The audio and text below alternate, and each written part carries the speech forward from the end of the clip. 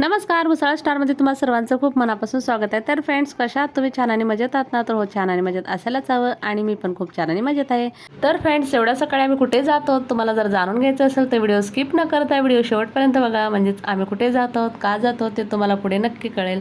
घरून लवकर निघालो होतो तर त्यामुळे चहा वगैरे काही घेणं झालं नाही घाईघाईमध्ये. तर चला म्हणलं आता आपण अर्ध्या रस्त्यामध्ये आलोच आहोत तर आपण इथे नाश्ता करूयात. मग इथे बघा छान असं रेस्टॉरंट होतं. मग त्यामध्ये जाऊन मिसळपाव आणि मसाला डोसा ज्यांना ज्यांना काय हवं असेल ते घेतलो आणि छान असा नाश्ता वगैरे झाला. तर आम्ही पोहोचलो आहोत आदमापूरमध्ये, म्हणजेच बाळूमामाच्या दरबारामध्ये. तर कसं आहे की खूप वर्षापासून माझी इच्छा होती की कधीतरी एकदा तरी मला जायचंच आहे आदमापूरला आणि बाळूमामाचं दर्शन घ्यायचं आहे असं मनाला खूप वाटायचं. पण असा योग आलाच नव्हता, कारण की जेव्हा केव्हा फिक्स केलं की मध्ये काहीतरी यायचं असं होत होतं, जमलंच नाही. असं म्हणतात ना की माणसाच्या मागे जर काय असेल तर जोपर्यंत आपल्या मागचं काही जात नाही तोपर्यंत आपला योग येत नाही आणि आपल्याला देव बोलवत नाहीत. तर अशाच प्रकारे माझ्यासोबत पण घडलं आहे. तर असो, शेवटी बाळूमामाने मला आज दर्शन दिले आणि माझी मन इच्छा पूर्ण झाली आहे. मला खूपच आनंद वाटत होता, मनाला प्रसन्न वाटत होतं. आणि तिथे गेल्यानंतर एवढी काहीच गर्दी नव्हती. अगदी 5 मिनिटामध्ये आमचं दर्शन वगैरे झालं आणि छान थोडंसं बसलो वगैरे आणि छान असं फोटोशूट वगैरे केला आणि खूप प्रसन्न वाटत होतं तिथे गेल्यानंतर, कारण गर्दी पण नव्हती आणि एवढं काय धावपळ वगैरे काही नव्हती. मग सगळ्यांना एन्जॉय वाटत होता आणि खूप छान वाटत होतं. एवढ्या फोटो काढत होतो पण मल्हारचं लक्ष काय कॅमेराकडे नव्हतंच, कारण की त्याला एकच पडलं होतं की बाळूमामाच्या नावानं चांगलं, बाळूमामाच्या नावानं चांगलं असं तसं चाललं होतं.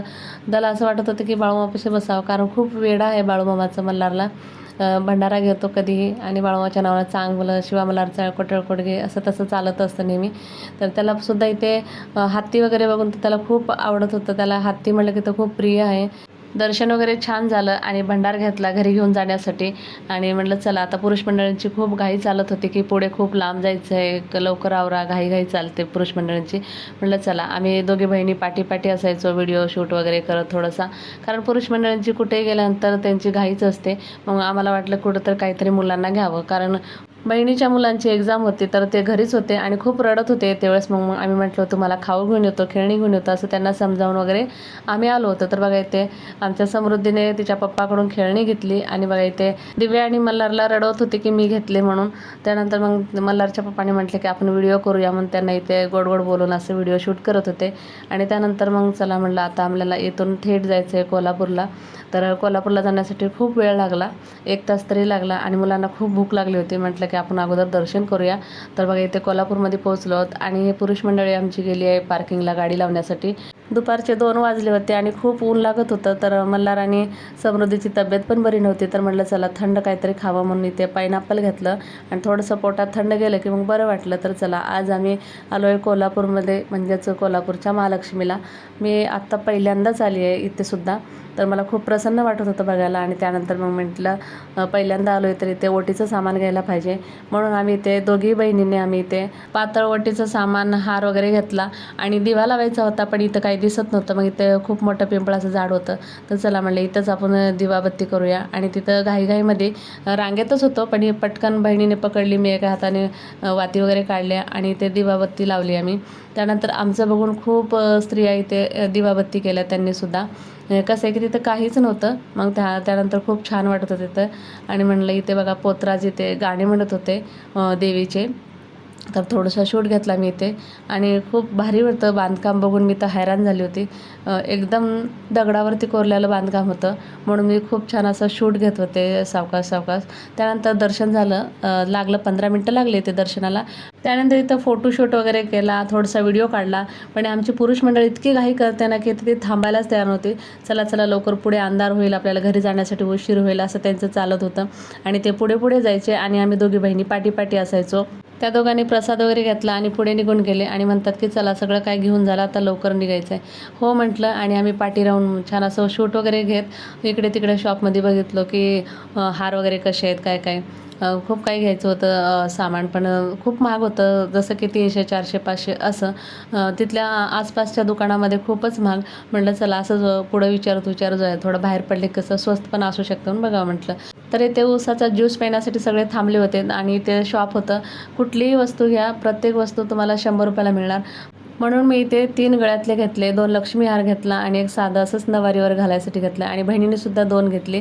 त्यानंतर मग आमची गाडी पार्किंगला होती आणि खूप लांब चालत जायचं होतं.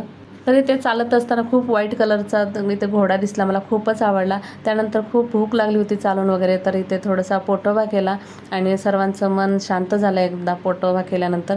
तर आम्ही कोल्हापूरमधून निघून डायरेक्ट पोहोचलो होतो आम्ही नृसिंहवाडीमध्ये, म्हणजेच नरसोबाची वाडी म्हणतात काही जण.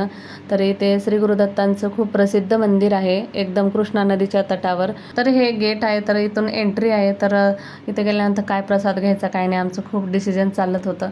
मी इथे लांब थांबून छान असा शूट वगैरे घेत होते.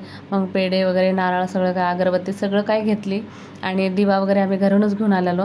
तर बघू शकता तुम्ही, हे कृष्णा नदी आहे, खूप मोठी नदी आहे. इथे बघितल्यानंतर मला इतका रडायला लागला की आता मला चंद्रभागेत जसं स्नान घातले तसंच मला इथे सुद्धा स्नान पप्पा घालणार आहेत म्हणून खूपच रडायला लागला तो. कारण की तो म्हणायचा की फिश जाते माझ्या तोंडात, फिश जाते माझ्या तोंडात, असं त्याला वाटायचं. खूप फिश वगैरे दिसतात त्याला पाण्यामध्ये कुठेही. आणि म्हटलं की नाही मी जगन्नाथमध्ये आलो आहे म्हटलं, आणि हातावरी करून जय जगन्नाथ जय जगन्नाथ असं तसं चालू होतं.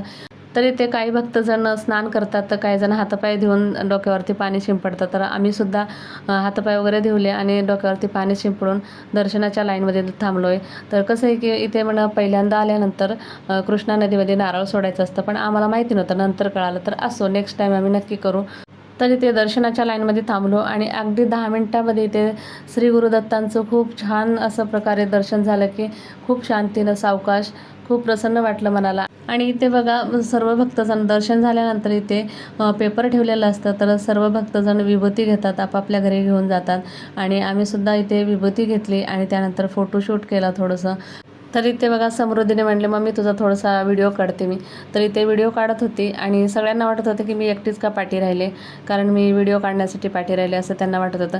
पण असं काही नव्हते, कारण की मी खूप वर्षाने असा प्रवास केला होता, त्यामुळे मला खूप दमल्यासारखं वाटत होतं. त्यामुळे मी सावकाश सावकाश असं चालत होते. आणि त्या शिड्या इतक्या उंचावर होत्या की त्या शिड्या चालून असं चालत होते वरती, तर असं वाटतं पायाला गोळे येत होते. त्यामुळे मी सावकाश चालत होते. मध्येच इथे खूप छान अशी सुंदर रांगोळी दिसली म्हणून मी थोडासा झूम करून शूट घेतला वरतूनच. आणि त्यानंतर इथे बॅनरसुद्धा लावलेलं होतं श्री दत्तगुरूंचं, थोडासा शूट घेतला. त्यानंतर मुलांचं चालू होतं मम्मी हे घे ते घे, कोणाला गाडी हवी होती, कोणाला बाण हवा होता, कोणाला भांडी हवी होती. ठीक आहे म्हटलं, पुढे गेल्यानंतर बघूया काय घ्यायचं काय नाही. तर एका ठिकाणी थांबले शॉपच्या आणि तिथे बघा चिल्ले-पिल्ले खूप घाई करत होते, काय घेऊ काय नाही असं त्यांना वाटत होतं. आणि मला तर खूप कंटाळा आला होता. मी म्हटलं मी शांत थांबणार आहे इथे, कारण की तुम्ही बघू शकता माझा चेहरा कसा झालेला आहे, कोमेजलेल्या फुलासारखा, खूप सुकून गेला आहे. आणि त्यानंतर बघा इथे आमची मुलं, कोणी गाडी घेतली, तर कोणी खेळणीतली भांडी घेतली, तर कोणी बॅट बॉल घेतला आणि मी मस्त इथे पेरू खात थांबले. मला खूप कंटाळा आला होता. त्यानंतर बघा इथे चिल्ले-पिल्ले आमचे सगळे भांडी वगैरे दाखवत आहेत, खेळणी त्यांची.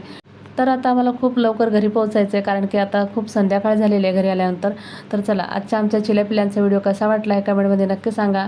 आणि आजचा आमचा व्हिडिओ आवडला असेल तर व्हिडिओला लाईक, शेअर अँड सबस्क्राईब नक्की करा. चला आता मग भेटूयात असंच एका नवीन आणि इंटरेस्टिंग व्हिडिओमध्ये. तोपर्यंतसाठी बाय बाय, थँक्यू.